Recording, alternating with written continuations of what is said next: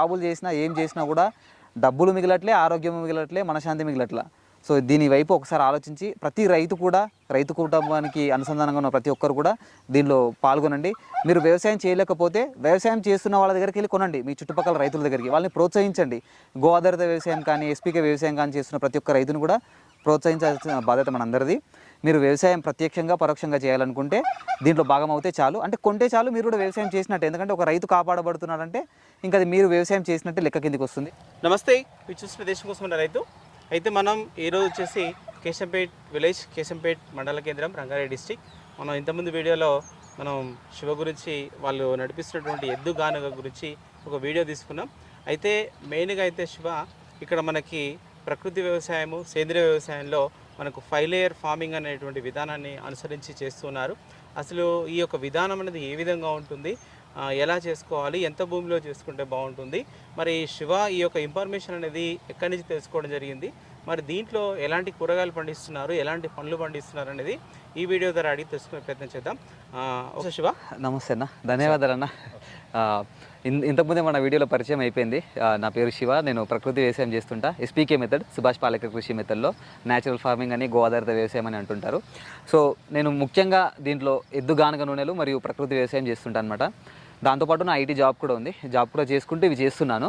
So అంటే ఈ రెండు ఎట్లా బ్యాలెన్స్ చేస్తుంది మీరు? ఒకటి బ్యాలెన్స్డ్గా 2 పడవల మీద ప్రయాణం అంటారు కదా, అలా ప్రస్తుతానికి కష్టంగానే ఉంది, కానీ చేస్తున్నా, వీలవుతుంది. నాకు ఆఫీస్ 10 రోజులు వెళ్ళొస్తుంటా. అప్పుడు తమ్ముడు ఉంటారు, మా అమ్మ ఉంటుంది, వాళ్ళు మేనేజ్ చేస్తారు. సో నేను కూడా ఇంకా మిగతా టైం అంతా ఇక్కడ 20 రోజులు ఇక్కడే ఉంటాను. సో ఫుల్ టైం అయితే చేయట్లేదు, కానీ నా వంతు ప్రయత్నం నేను చేస్తున్నా. ఈ యొక్క సేంద్రియ వ్యవసాయం, ప్రకృతి వ్యవసాయం అంటే మీరు దీని మీద ఎట్లా అవగాహన పెంచుకున్నారు, ఎట్లా తెలుసుకున్నారు? మళ్ళీ ఇంకా మనకు యూట్యూబే అన్న, మీలాంటి వాళ్ళు వీడియోలు పెట్టడము, ఇంకా చాలామంది యూట్యూబర్లు పెడుతున్నారు కదా. వీరితో పాటు రాజీవ్ దీక్షిత్ అని ఒక గొప్ప వ్యక్తి ఉన్నారు మనకి. ఆయన వీడియోస్ నన్ను చాలా ప్రభావితం చేశాయి.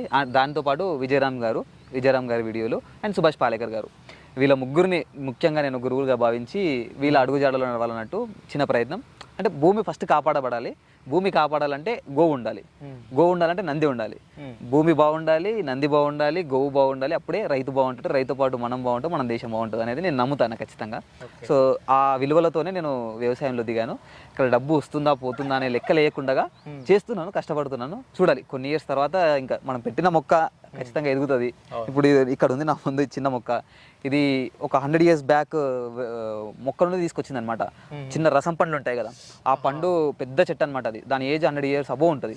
దాని పండ్లు తీసుకొచ్చి దాన్ని ఇక్కడ చిన్న సెటప్ లాగా చేసి మొలకలు వస్తాయి కదా, ఆ మొలకల్ని రీప్లాంటేషన్ చేసిన. దీని ఏజ్ ఆల్మోస్ట్ 150 years వరకు బతుకుతుంది మనం మంచిగా చూసుకుంటే. సో ఇంకా దీనికి మించిన ఆస్తి మనకి ఏముంటుందన్నా, మనం పిల్లలకి ఇచ్చేది, నెక్స్ట్ భావితరాలకు ఇచ్చేది. అండ్ నెంబర్ 1 ఆక్సిజన్ ఇస్తుంది. మనకు కొన్ని కోట్లు పోసినా కూడా రాదు. వేప చెట్టు ఉంది ఇక్కడ, మా తాతయ్య వాళ్ళు పెట్టింది ఇది. అంటే ఇలా మనం పెట్టింది నెక్స్ట్ తరాలకు నిలిచిపోవాలంటే మనము వ్యవసాయంలోనే ఉండాలి. ఎన్ని బిల్డింగ్లు కట్టినా, బంగ్లాలు కట్టినా దాంట్లో పెద్దగా మనకి ఏముండదు. నేను నమ్మి ఇటు సైడ్ వచ్చిన, అంటే జాబ్తో పాటు ఇటు దిగింది మెయిన్ రీజన్ అదే అన్న. అయితే మనకి ఒక 5 లేయర్ ఫార్మింగ్ అనేది ఎట్లా సెట్ చేసుకోవాలి? మనం అసలు ఎంత భూమి తీసుకుంటే బాగుంటుంది, ఎట్లా సెట్ చేసుకోవాలి దీన్ని?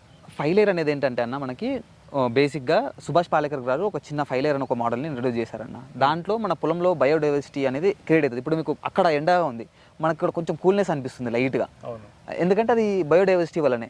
అయితే దీంట్లో ఏంటంటే 60x60 అంటే 60 feet by 60 feet మాత్రమే ఈ బాక్స్ ఉంటుంది. ఒక బాక్స్ ఎకరాకి 10 బాక్సులు పెట్టుకోవచ్చు మనం.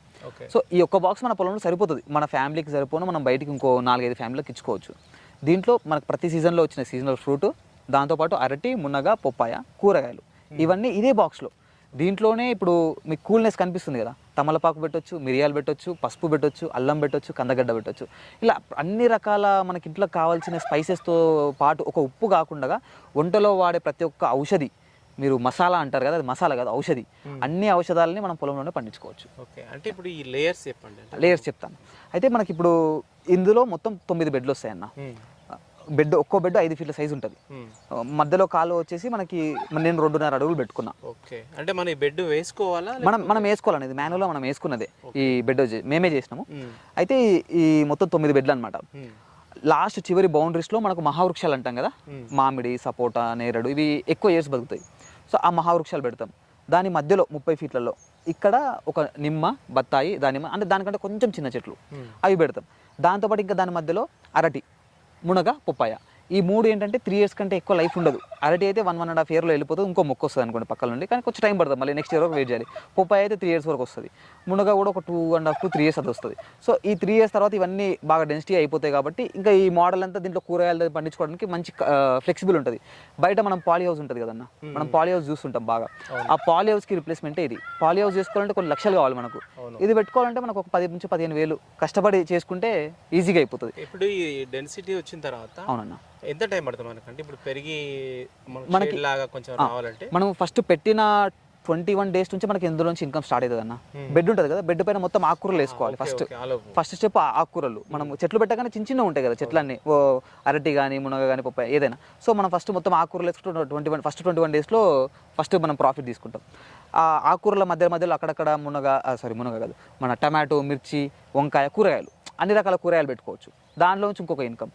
అవి అయిపోతూనే మనకి ఇంకా ఒక 6 months పడుతుంది అదంతా ఇవ్వడానికి. ఆ లోపు ఈ సైజులో వచ్చేస్తుంది. ఇది ఇప్పుడు దీని ఏజ్ వచ్చేసి 8 months అన్న.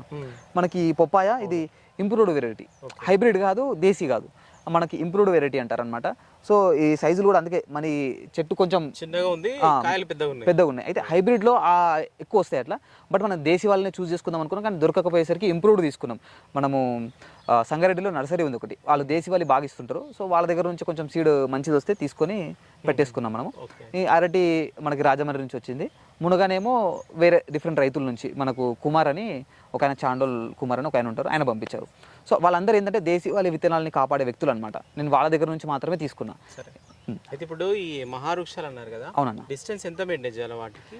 ఇప్పుడు ఎంత 60x60 కదన్నా, 60 feetలకు ఒక మహావృక్షం వస్తుంది. ఆ రెండింటి మధ్యలో చిన్న వృక్షం వస్తుంది. ఏది మన సంత్రం కానీ నిమ్మ కానీ అలాంటివి. మళ్ళీ ఇప్పుడు ప్రతి 5 feet అన్నాం కదా బెడ్, ఒక్కో బెడ్ సైజు 5 feetలకి, ప్రతి 5 feetలకి మనకు ఒక అరటి, ఒక మునగ, ఒక పొప్పాయ అలా. ఇప్పుడు ఇక్కడ పొప్పాయ ఉంది కదా, మనకు నెక్స్ట్ లైన్లో మునగ వస్తుంది, దీని పక్కలే, దాని పక్కలో ఇంకొక పొప్పాయ, మునగ పొప్పాయ అలా ఒక లైన్. మనం అటు సైడ్ నుంచి చూసుకుంటే ఒక లైన్ అంతా అరటి పొప్పాయ కనిపిస్తుంది, ఒక లైన్ అంతా మునగ కనిపిస్తుంది. మనం ఇటు నుంచి చూస్తున్నాం కాబట్టి కొంచెం డిఫరెంట్గా కనిపిస్తుంది. అది అక్కడ చూడండి, మునగ ఉంది, అది మునగనే అన్ని మునగనే ఉంటాయి స్ట్రేట్గా.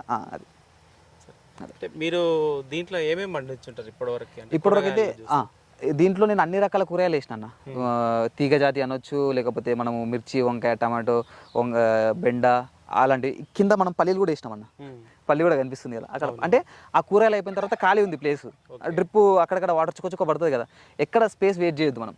చిన్న వాటర్ పడుతున్నాయంటే అక్కడ ఏదో ఒక మొక్క పెట్టేసేయాలి, అది నా కాన్సెప్ట్. సో వాటర్ పడుతున్నాయని చెప్పేసి పల్లికాయలు పెట్టేసిన. సో మనకు పల్లీలు ఆల్మోస్ట్ వచ్చేసినాయి. ఇంకొక 50 days అయితే మనం తీసుకోవచ్చు కూడా పల్లీలు కూడా. అంటే ఈ బెడ్ల మీద మనకి మళ్ళీ ఏమైనా కలుపు అట్లాంటిది వస్తుంటుంది? మనం కలుపు రాకుండా కానీ లైవ్ మల్చింగ్ చేసుకున్నాం అన్న. లైవ్ మల్చింగ్లో 3 రకాలు ఉంటాయి, డ్రై మల్చింగ్, లైవ్ మల్చింగ్, వాప్సా అంటాం. అంటే దున్ని పెట్టుకుంటే అదొక మల్చింగ్, మట్టితోనే మల్చింగ్. ఇంకొకటి ఏంటంటే అన్న లైవ్, అంటే ఇప్పుడు మీరు ఆ బెడ్లో చూస్తున్నారు కదా కనిపిస్తుంది, మొత్తం చిక్కుడు పాదు మొత్తం ఉంది, చిక్కుడు కానీ ఏదైనా అంటే బతుకున్న చెట్లని, దాని కింద కలుపు లేదు ఇంకా మీకు. దాంతోపాటు వాటర్ కూడా మీకు మాయిశ్చర్ ఎక్కువ ఉంటుంది, వాటర్ తక్కువ పడతాయి, లాంగ్ టర్మ్ నిలిచి, సన్లైట్ డైరెక్ట్ పడదు కదా, సూక్ష్మజీవులు కూడా మంచిగా బతుకుతాయి దాని కింద. సో సాయిల్ కూడా మంచి ఫెర్టిలిటీగా ఉంటుంది.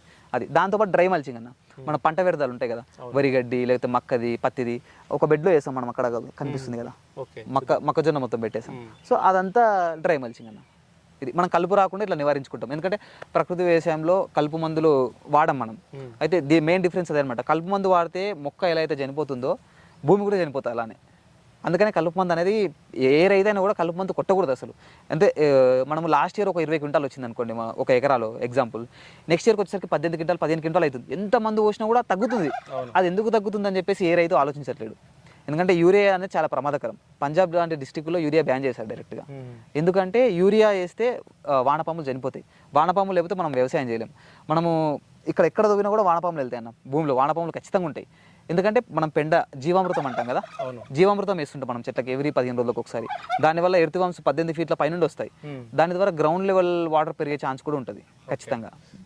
అంటే ఇప్పుడు మీకు స్ప్రేలు ఏమైనా వేస్తారా మళ్ళీ వీటికి? మనము మజ్జిగనే అన్న మెయిన్, పుల్లటి మజ్జిగ ఒకటి, అదే మనకి పూత దశలో ఉన్నప్పుడు చేసామనుకోండి మనకి పాలినేషన్ బాగా అవుతుంది, తేనెటీగలు బాగా అట్రాక్ట్ అవుతాయి దానికి. సో తేనెటీగలు వచ్చినప్పుడు పాలినేషన్ అవుతుంది, పూత రాలకుండా ఉంటుంది. ఇంకొకటి ఏంటంటే జీవామృతం స్ప్రే చేస్తాం అప్పుడప్పుడు.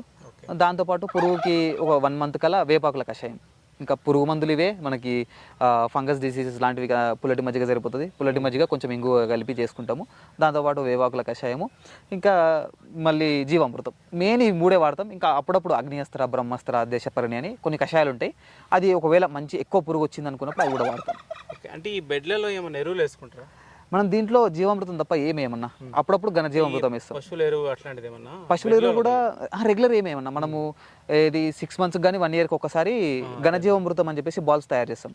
ఆవు పేడలో కొంచెం మూత్రం కలిపేసి కొద్దిగా బెల్లం, కొద్దిగా శనగపిండి వేసి బాగా మిక్స్ చేసి ఎండిన తర్వాత తీసుకొచ్చి పెట్టేస్తాం. ఇంకా అదే ఎరువు, ఇంకా అంతే, ఇంకా దానికి మించిన ఎరువే లేదు. ఓకే, లేయర్లో మనం ఏమేమి పెట్టుకోవచ్చు? 5 లేయర్లో కాకుండా ఇంకేమైనా పెట్టుకోవచ్చా? అన్ని రకాల కూరగాయలు పెట్టొచ్చు అన్న. అదే మన కూల్నెస్ని ఇష్టపడే కొన్ని చెట్లు పెట్టుకోవచ్చు. అదే తమలపాకు కానీ, మిరియాలు కానీ, అల్లం కానీ, లేకపోతే కందగడ్డ కానీ, ఇలాంటి కొన్ని రకాలు పెట్టుకోవచ్చు. దాంతోపాటు మీకు ఇంకేదైనా వెరైటీ, ఇప్పుడు కోకో వస్తుంది, కొంతమంది రైతులు కోకో పెడుతున్నారు, యాపిల్ పెడుతున్నారు. అలాంటివి కూడా మనకి కొంచెం చల్లదనంగా ఉంటుంది కాబట్టి సస్టైన్ అయితే ఖచ్చితంగా. మనం అక్కడక్కడ గ్యాప్లో మనకి ఇక్కడ ఈ పొప్పాయ నాకు అవసరం లేదు, వేరే చెట్టు పెట్టుకుంటా అంటే పొప్పాయ ప్లేస్లో వేరే పెట్టుకోవాలి. కానీ సైజుని అర్థం చేసుకోవాలి. అంటే అది పెద్ద జాతికి సంబంధించిందా, చిన్న జాతికి సంబంధించిందా. పెద్దదైతే బౌండరీలో పెట్టాలి, చిన్నదైతే దీని మధ్యలో పెట్టుకోవాలి. ఆ బేసిక్ నాలెడ్జ్ ఉంటే సరిపోతుంది అన్న. అంటే మీరు దీని నుంచి అంటే ఇన్కమ్ మనము మెయిన్ ఇంట్లోకే పెట్టుకున్నాం అన్న. ఈ బాక్స్లో నుంచి ఇంట్లోకి కాగా చాలా వచ్చినాయి, మార్కెట్లో అమ్మినాము. అంటే ఇది ప్రకృతి వ్యవసాయం అని అదని చెప్పలేదు, ఏం చెప్పలేదు, ఊరికే తీసుకెళ్ళి మార్కెట్లో అమ్మేసుకున్నాం. ఎందుకంటే ఆ వచ్చిన కొన్ని కూరగాయలని తీసుకెళ్ళి ఇది ఇలా పండించాం, అలా పండించామని ఊర్లో అందరికి చెప్పలేం కదా మార్కెట్లో. సో అది ఇంపాసిబుల్ కూడా. ఇంకోటి ఏంటంటే సేల్స్ కూడా పెద్ద కాలేదన్న. మందులు కొట్టాం మనము, విత్తనాలు కూడా దేశీ విత్తనాలు, షేపులేమో అంత మంచిగా ఉండవన్న, కానీ టేస్ట్ బాగుంటుంది.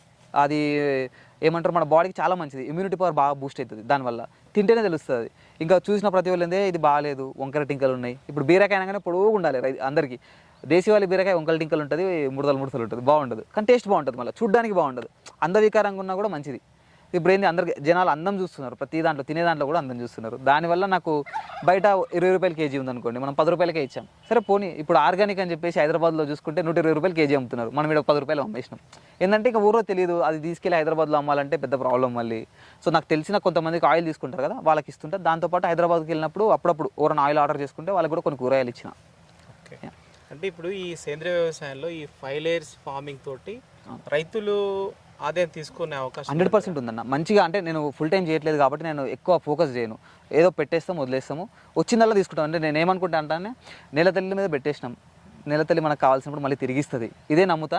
సో పెట్టేసి దాన్ని బాగా చూసుకోవాలనే కాన్సెప్ట్లో ఉండను. ఎందుకంటే ఫుల్ టైంలో ఉన్నాను, దాంతోపాటు ఆయిల్ ఉంది, ఈ జాబ్ ఉంది, మళ్ళీ దీన్ని మెయింటెనెన్స్ అన్నీ మెయింటైన్ చేస్తా కాబట్టి వస్తాయి, పర్లేదు, రాదనడానికి ఏం లేదు, మంచిగా వస్తాయి. కానీ రైతులు ఎవరైతే ఉంటారో వాళ్ళకి ఇంకా మంచిగా తీసుకొచ్చాను, ఎందుకంటే వాళ్ళు ఫుల్ టైం దాని మీదే ఉంటారు కదా. సో వాళ్ళకి తెలుసు కూడా, అంటే ఏం చేస్తే ఏమవుతుంది అనేది ఎక్స్పీరియన్స్ ఎక్కువ ఉంటుంది వాళ్ళకి. సో ఈ కొంచెం నాలెడ్జ్ తెచ్చుకొని మందుల ప్లేస్లో ఏమేయాలి అని కొంచెం రీసెర్చ్ చేసి రైతులు కానీ లేకపోతే ఎవరైనా చెప్పేవాళ్ళు ఉంటే వాళ్ళ దగ్గరికి వెళ్ళి విని నేర్చుకొని చేస్తే కానీ మంచి లాభాలు, నాకంటే 4 times లాభాలు తీసుకోవచ్చు అన్న. చాలా ఈజీగా పెట్టుబడి తక్కువ ఉంటుంది, దిగుబడి ఎక్కువ వస్తుంది 100%.